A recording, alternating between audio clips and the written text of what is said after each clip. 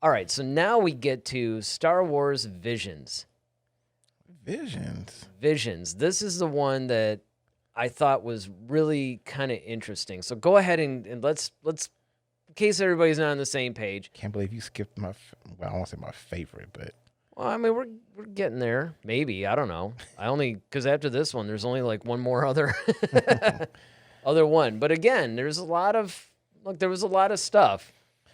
all right. Star Wars Visions, presenting all new creative takes on the galaxy far, far away. Star Wars Visions will be a series of animated short films celebrating Star Wars through the lens of the world's best anime creators. The anthology collection will bring 10 fantastic visions from several of the leading Japanese anime studios, offering a fresh and diverse cultural perspective to Star Wars. So, with Star Wars Visions, I thought that it was kind of interesting because it seems like what they're going to do is one of the things that I always loved that they did in the novels. Like they had Tales from Mos Eisley Cantina. They had Tales of the Bounty Hunters. They had these like Tales of, like I think they had like Tales of the Empire, something like that. But this is the old expanded universe, by the way. They would have these different Tales books where essentially it was an anthology. It was a collection of short stories that would expand or tell like little brief, things. Or then, of course, in the new canon, they had From a Certain Point of View, which was pretty much like some common things or some big things that happened in Star Wars, but from the point of view of somebody else or things like that. Then they had Legends of Luke Skywalker, I think, which they were saying not all that's canon. It was almost like if Luke were real, like all these, almost urban legend kind of things, Mm-hmm. Oh, I heard that Luke actually did, it was that kind of thing. Gotcha. It's like our Chuck Norris. But I mean, the thing that was interesting about this to me, though, is the fact that they're now bringing this into the realms of a series or a movie or something. Because, up until now, this kind of thing has only been done in books, maybe comics. Mm-hmm. Now we're starting to actually see, I guess the only precursor to that would be, what was that? Yeah, those Clone War. Those not even those, but I mean although you're right, that would be like the whole anime style. Mm-hmm. And same thing with Star Wars Resistance, honestly. That was kind of done in more of an 2D animated thing or anime thing. But I'm thinking that it was the Force, what was it called? Ronaldo, you got to help us out on this one. It was all those shorts they put on YouTube where it would have like, all these different situations thing. Man, is it Force something? I'm talking about Oh man! talking about when they had like Padme and yeah, I know what you're talking about. You know what I'm talking about? Yeah. Yeah, it was called something. I don't know. But anyway, Kim basically chatted in a couple of new things here. I would gladly watch anything from Vader's story after Revenge of the Sith. Yeah, well, that's the thing. And this is where I'm hoping that this Visions thing starts to go. Because one of the things that I would love to see, and, you and I both talk about this all the time, the story of Vader after Revenge of the Sith is actually a book called Lords of the Sith that's in the new canon. Now, they did write an old expanded universe book that was called Rise of Darth Vader, which essentially talked about Vader getting used to the suit, his new hatred for the Emperor because he knew he was duped. It was pretty much like the aftermath of Revenge of the Sith. It was pretty much a direct sequel. Now, the Lords of the Sith took place a little bit after that. It wasn't quite like bumped up against Episode 3. It was close. I mean, it was within a few years, but, it was kind of close. Ronaldo says, for me, this is the one I least expected. Interesting. I love anime anthologies like Animatrix, so this really works for me. And he said it's called Star Wars Forces of Destiny. Yes. Thank you. Yes, Forces of Destiny. See, I knew you'd come up with the answer. And I knew Force was in there somewhere. I just couldn't think of the stupid title of the thing. But yeah, I mean, this is one of those things that exactly, I mean, I have to say the Lando series was pretty much up there, but I will put it out there that this was pretty unexpected too. But I think that this could be really interesting because now they can get into some of the things like they do in these anthology books. I'm not really. You don't seem too invested on. I'm not on really this one. invested yet. I mean, This one's going to be a short segment, guys. No pun intended. Exactly.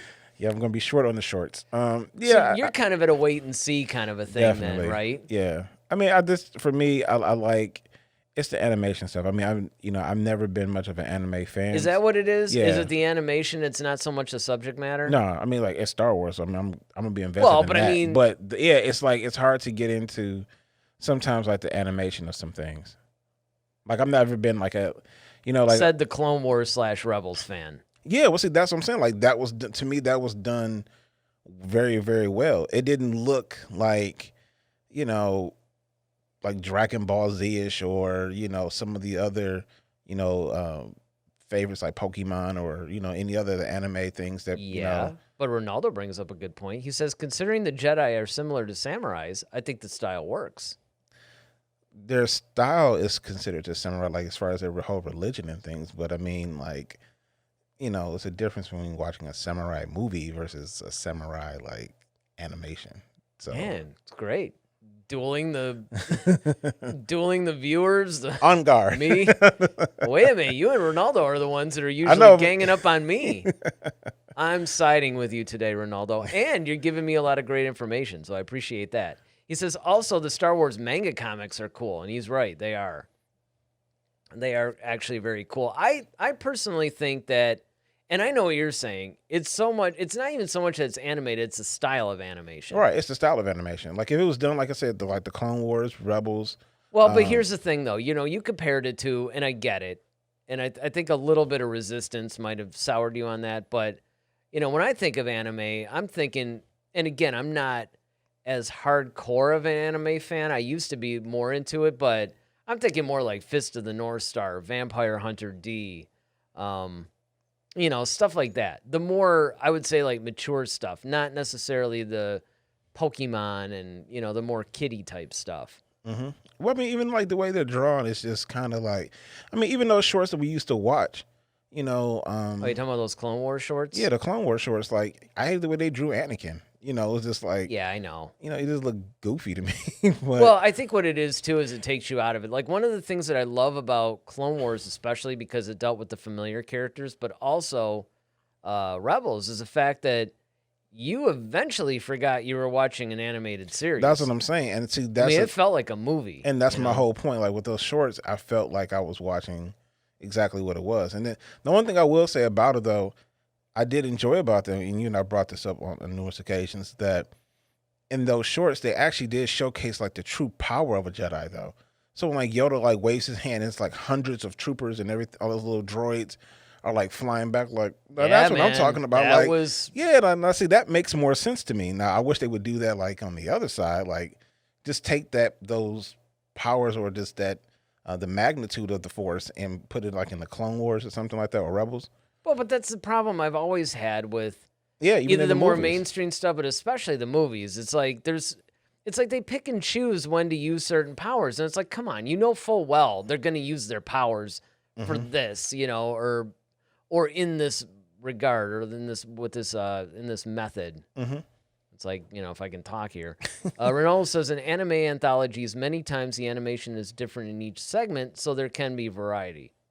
He's really not letting it go, man. He wants to convert. Like I said, I will give it a shot. I will watch it, just like I tried to watch Resistance. So I will try. How many episodes did you make it in? Like 3, maybe. While were you even watching, or did you just have it on when you were like, doing stuff, work, cleaning the room, like it's in the background, just whatever. It's like, yeah, man, I watched Resistance. I mean, I'm gonna try to do it again at some point. You should, because actually, by the time it gets more into it, it really becomes good. But I mean, I get it though, because it is flat out made for kids. I mean, Star Wars is generally like geared towards kids, but this is like made. I mean, and I was there too. I mean, when I first watched it, I like, okay, But we were the same way when we first started watching Rebels. Like, man, I hope this thing isn't like. Yeah, I know. But then once we got kinda into it, we're like, too. all right, this is. Yeah, well, I mean, and that's pretty. You know what? The Clone Wars is kind of like that too. I mean, wasn't quite as bad, but it was the same type of deal where you really have to overlook the kids' part because they do actually have some compelling characters and some really cool stuff. You just have to get past that, and I think that can be tough for some people. Yeah. But I mean, if you guys are into this Visions thing, let us know in the comment section below. This is one of those things that I too did not expect. And I am glad to see, though, that they're continuing to do something for different age groups. Because I think that was one of the complaints that I always had was they try to make a one-size-fits-all type of deal. Where I like the fact that The Mandalorian is definitely geared more towards adults. Oh, yeah. Like kind of like older teens and then adults. Yeah. But then it's like, yes, Star Wars, the kids need that kind of thing. So make the content. It's like, look, it's not like we have to wait for a movie every 3 years. I mean, you could just make something for kids, make something for adults, make something for young teens, whatever it is. You can gear the content now. And especially now that they can spit out the content through Disney Plus, I mean, that just makes it even more so. So I am glad to see that that's happening. And again, as for me, I mean, I'm looking forward to seeing what you guys either chat here or put in the comments if you're watching the rebroadcast. I'm curious to see what you guys are thinking. But for me, I'll check it out.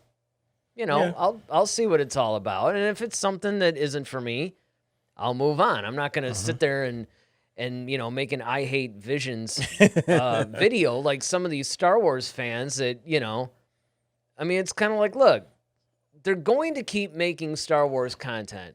Definitely put out there what you like and what you don't like, because that's how the filmmakers and the showrunners basically know, like, okay, this, people didn't really like this or they love this. But, guys, just if it's not for you, just move on and wait for the next thing. Move on. Yeah, exactly.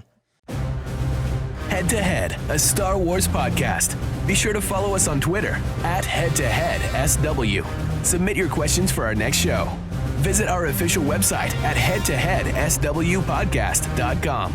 Until next time, may the Force be with you, always.